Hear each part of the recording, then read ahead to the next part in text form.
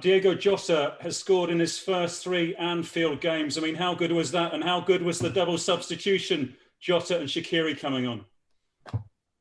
Both good, obviously. Not too difficult to bring Diogo and Shaq on in the moment because they train in exceptional shape, obviously. And so makes absolute sense that they get their minutes or whatever. And yes, Diogo is in a good moment. He's a good player. And we are really happy that we could make that signing. So it's a proper win-win situation. I think we can help him and he can help us a lot. So yes, very good night. And what about Nat Phillips? A man of the match performance on his Premier League debut. Incredible. Yeah, and if you know the story behind it, all that stuff, then it makes it even more incredible. So yeah, I'm really pleased for him. He deserves that more than anybody. And so great guy, smart guy. Knows exactly everything about himself as a footballer. So kept it really simple tonight, which was incredibly important for us.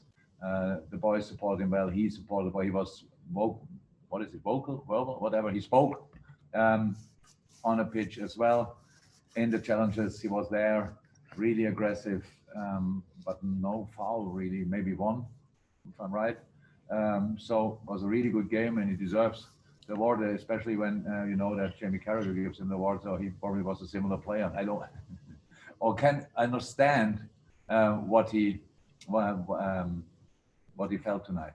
Okay, we've got Jonathan Northcroft next. No more hands up, so if people want to ask a question, please use the hands up. But Jonathan next. Yes, John, can you hear us? Hi, Jürgen. Yeah. Hi. Yep. Hi, Jürgen. Just another one about the substitutions. I mean, as you say, West Ham were very well organised. What was it you thought that Jota and Shaqiri could do? What did you see? Oh, we hadn't.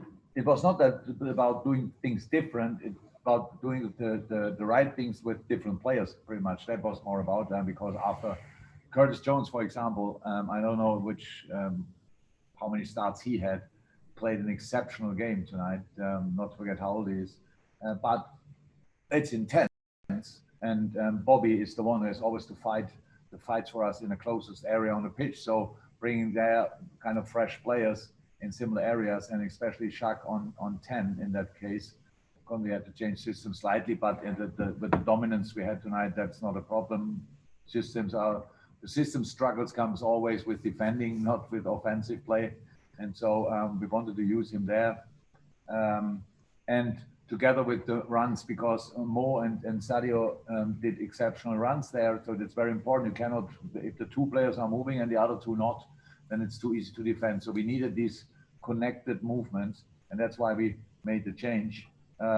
For a defender, it's not nice when you are used to one player and then you have to get used to another one, which is pretty good as well. So that's why we put Sadio on the other side and Diogo on the left side.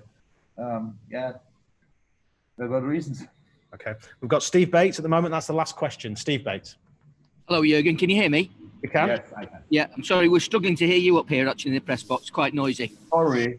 That's better. That's better. Jürgen, obviously, you've probably heard by now the lockdown's coming next week, but football has been given the green light to go ahead, continue to play. You're in your bio bubbles and everything. How important is it for you, the players, and the game itself that it continues during this period? It's obviously what we want, and I think we proved that we can keep the bubble kind of safe. Yes, we had cases. Everybody had cases pretty much. That's the time we are in. But we could isolate these cases pretty quickly. It didn't spread or whatever. These kind of things didn't happen so far. So the things never happened at the training ground or whatever. It happened from traveling with national teams, or when players came new to the club and had to do some travels and brought people with, and all these kind of things. So normal life. I think we proved that we can do it, and I think as well in a lockdown, it's really important for the people that they can do things they like to do, and watching football is obviously something they like to do, and so I'm happy that we can continue. Yeah. Fantastic, thanks, Steve. And then Dom King with the last question of the press conference as it stands. Dom. Everybody talks about the talents of your team and the players that we got, but the ability to keep chiseling out these 2-1 wins, the ability just to keep going and finding a goal when it really matters. What does that give us an idea of what that says about the mentality of the players that desire to keep going? I don't have to say something about it. You know it yourself. So it's of course kind of to believe in a thing. That doesn't mean it happens all the time, because it doesn't happen all the time.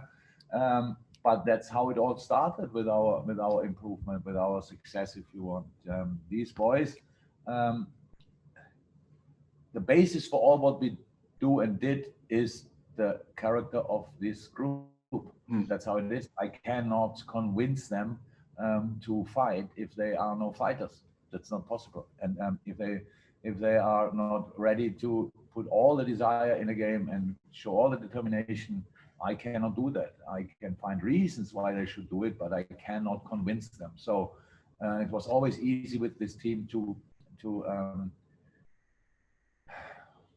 show them the right path, and then that they follow it. But again, it's an incredibly difficult time, and outside world 100% for the boys as well.